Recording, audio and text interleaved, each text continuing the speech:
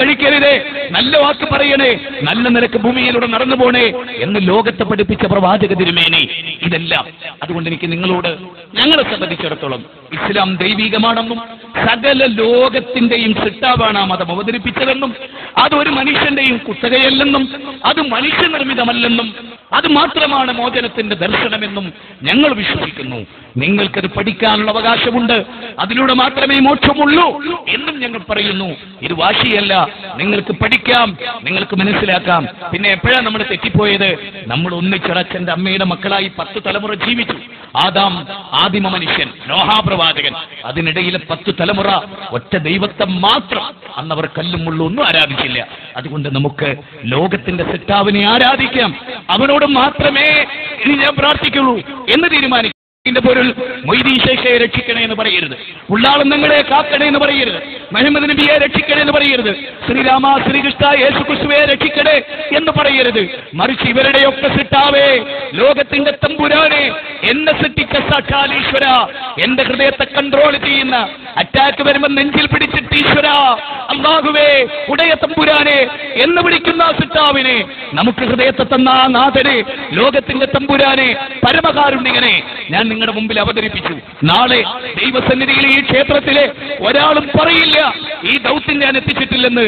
എന്റെ ദൗത്യം അതായിരുന്നു, ഒരു സൈഡ് സ്റ്റാൻഡ് തട്ടാതെ ഒരു വണ്ടി ഓടിച്ചു പോകുമ്പോ അവന്റെ ജാതിയും മതവും നോക്കാതെ, ഏയ് സഹോദര സൈഡ് സ്റ്റാൻഡ് തട്ടിയിട്ടില്ല എന്ന് പറയൽ സ്നേഹമാണ്. അന്ധനായൊരു മനുഷ്യൻ പൊട്ടക്കിണറിലേക്ക് വീഴുമ്പോ അരുതേ എന്ന് പറയൽ സ്നേഹമാണ്. ഹിന്ദു മുസ്ലിം നോക്കിയല്ല തിന്മ തിരുത്തേണ്ടത്, മനുഷ്യരെ നോക്കിയാണ്. അതുകൊണ്ട് ഈ സദസ്സിലെ മനുഷ്യരോട് ഏകദൈവാരാധന അത് മാത്രമാണ് മോക്ഷത്തിന്റെ മാർഗം. അവനെ മാത്രമേ ആരാധിക്കാവൂ.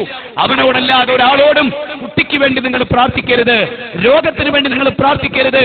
സാക്ഷാൽ എനിക്ക് മക്കളെ തരുന്ന ദൈവമേ, എന്നെ സൃഷ്ടിച്ച ദൈവമേ, എന്റെ അച്ഛനമ്മമാരെ എനിക്ക് നൽകിയ ദൈവമേ, സൂര്യചന്ദ്രന്മാരെ എനിക്ക് നൽകിയ ദൈവമേ, അല്ലാഹുവേ ഞാൻ നിന്നോട് പ്രാർത്ഥിക്കുന്നു എന്നേ പറയാവൂ. അതാണ് മോക്ഷത്തിനുള്ള മാർഗം.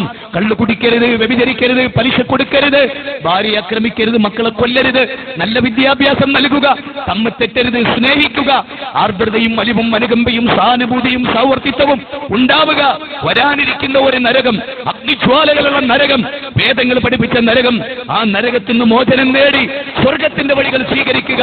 അതാണ് മോക്ഷത്തിനുള്ള മാർഗം. വിശുദ്ധ ഖുർആൻ പറയുന്നത് ഇതാ: ആർ ദേഹത്തെ നിയന്ത്രിക്കുകയും ദൈവത്തെ ഭയപ്പെടുകയും നല്ല മനുഷ്യരായി ജീവിക്കുകയും ചെയ്തോ അവർ വിജയിച്ചിരിക്കുന്നു. എല്ലാ മനുഷ്യരും മരണത്തെ ആസ്വദിക്കും. ആർ നരകത്തിൽ നിന്ന് മോചിപ്പിക്കപ്പെട്ട് ആർ സ്വർഗത്തിലെത്തുന്നുവോ അവരാണ് വിജയിച്ചവർ. അതുകൊണ്ട് ഈ സദസ്സിനോട് ഒരു റിക്വസ്റ്റ്, നിങ്ങൾ യഥാർത്ഥ മതത്തെപ്പറ്റി പഠിക്കണം. ഇസ്ലാമിനെ പറ്റി പഠിക്കാൻ നിങ്ങൾ ആഗ്രഹിക്കുന്നുവെങ്കിൽ ഞങ്ങളുടെ പ്രവർത്തകരുമായി നിങ്ങൾ ബന്ധപ്പെടണം. എന്റെ പ്രസംഗത്തോട് യോജിപ്പുള്ളവരും വിയോജിപ്പുള്ളവരും ഉണ്ടാവും. നിങ്ങൾക്ക് യോജിക്കാം, വിയോജിക്കാം. ഞാനൊന്നും അടിച്ചേൽപ്പിച്ചിട്ടില്ല. ലാ ഇക്റാഹ ഫിദ്ദീൻ ഖദ് തബയ്യന റുശ്ദു മിനൽ ഗയ്യ്. മതത്തിൽ ബലാത്കാരമില്ല. ഭാസ്കരന്റെ കഴുത്തിൽ കത്തിവെച്ച് ഇസ്ലാം സ്വീകരിക്കടാ എന്ന് പറയേണ്ട ആവശ്യം ഇസ്ലാമിനില്ല.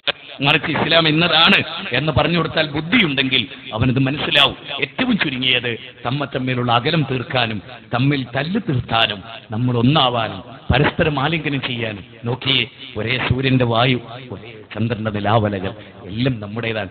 ഈ ഭൂമി അല്ല നമുക്ക് നൽകിയതല്ലേ, ഈ ആകാശമാണ് നമുക്ക് നൽകിയതല്ലേ, അവന്റെ അടിമകളല്ലേ നമ്മൾ. എന്തിന് തല്ല്, എന്തിന് അക്രമം, എന്ത് നേടി അല്ലേ? ഞാനൊരു സ്ഥലത്ത് മാറാടും പൂനാടും ഒക്കെ കലാപുണ്ടാവുമ്പോൾ ചെല്ലും. മക്കളുടെ കരച്ചിൽ ഇന്നും എൻ്റെ കർണപുടത്തിലുണ്ട്. എനിക്ക് 5 ചെറിയ പെൺകുട്ടികളാണ്. പെൺകുട്ടികളെയും ആൺകുട്ടികളെയും കാണുമ്പോൾ ഞാൻ ആലോചിക്കും, അച്ഛനില്ലാത്ത ഈ മോൻ, ബാപ്പയില്ലാത്ത ഈ കുട്ടി, ആരെ അവനെ അനാഥനാക്കിയത്? നമ്മളുടെ വാൾത്തലപ്പുകൾ, നമ്മുടെ പിച്ചാക്കികൾ, നമ്മുടെ നേതാക്കന്മാരുടെ വിവരക്കേടുകൾ കേട്ട് നമ്മൾ വെട്ടിമുറിച്ച് നുറുക്കി അരിഞ്ഞ ആ ജീവിതങ്ങളുടെ ദീനരോധനങ്ങൾ നിങ്ങളുടെ കർണപുടങ്ങളിൽ കേൾക്കുന്നില്ലേ? ഇല്ല. ഞാൻ എൻ്റെ കൈകൊണ്ട് ഒരുത്തിനെയും തല്ലില്ല, ഞാൻ ഒരുത്തിനെയും പ്രഹരിക്കില്ല. എനിക്ക് ഈ മതത്തിന്റെ പേരിൽ കലാപം വേണ്ട, എനിക്കിത് വേണ്ട. ഞാൻ എൻ്റെ ഭാസ്കരത്തിന് അടിക്കില്ല, ഞാൻ എൻ്റെ ബഷീറിനെ തല്ലില്ല, ഞാൻ അവന്റെ വീട് കൊള്ള ചെയ്യില്ല എന്ന് പ്രതിജ്ഞ ചെയ്യാൻ ഈ സദസ്സിന് സാധിക്കുമാറാകട്ടെ എന്ന് പ്രാർത്ഥിക്കുകയും പരസ്പരം സ്നേഹവും ഐക്യവും ആർദ്രതയും അനുകമ്പയും സഹാനുഭൂതിയും സാവർത്തിത്വവും ഉണ്ടാകുമാറാകട്ടെ എന്ന് പറയുകയും ഇസ്ലാമിനെ നിങ്ങളുടെ മുമ്പിൽ ചെറിയ തോതിൽ അവതരിപ്പിച്ചുകൊണ്ട് അതിന്റെ ഏകദൈവാരാധനയും അതിന്റെ വേദഗ്രന്ഥവും അതുണ്ടാക്കിയ പരിവർത്തനവും ലോകത്ത് നിങ്ങൾ പഠിക്കണമെന്ന് ആഹ്വാനം ചെയ്തുകൊണ്ട് ഈ ക്ഷേത്രത്തിന്റെ വൈകുണ്ഠം ക്ഷേത്ര കമ്മിറ്റി എന്നെ ക്ഷണിച്ചതിനും എനിക്ക് അവസരം നൽകിയതിനും ഈ പ്രസംഗം കേൾക്കാനുള്ള സാഹചര്യം ഉണ്ടാക്കിയതിനും അഗൈധവമായ ഹൃദയത്തിന്റെ അന്തരാളങ്ങളിൽ നിന്നുള്ള നന്ദി രേഖപ്പെടുത്തുകയാണ് ഞാൻ.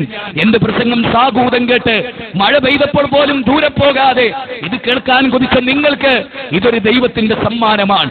എന്റെ പ്രസംഗത്തിൽ എന്നെയല്ല നിങ്ങൾ ഓർക്കേണ്ടത്, ഞാൻ അവതരിപ്പിച്ച വിഷയങ്ങളെ നിങ്ങൾ ശരിക്കും ഓർക്കുകയും വിലയിരുത്തുകയും പഠിക്കുകയും യഥാർത്ഥ ദൈവത്തിന്റെ മതം സ്വീകരിച്ചില്ലെങ്കിൽ മരണത്തിന് ശേഷം അപകടമുണ്ട്, നരകാഗ്നിയിൽ എത്തരുത് എന്ന് നിങ്ങളോട് താക്കീത് ചെയ്തുകൊണ്ട് പടച്ചതമ്പുരാനെ ഈ അവസരം നൽകിയ നിന്നെ സ്തുതിച്ചുകൊണ്ട്, നിന്നെ എത്ര സ്തുതിച്ചാലും മതിവരില്ല നാഥ എന്നോർമ്മപ്പെടുത്തിക്കൊണ്ട് പടച്ചവനോട് പ്രാർത്ഥിച്ചുകൊണ്ട് ഈ കമ്മിറ്റിക്ക് നന്ദി പ്രകാശിപ്പിച്ചുകൊണ്ട് ഇതൊരു സൗഭാഗ്യമാണ്.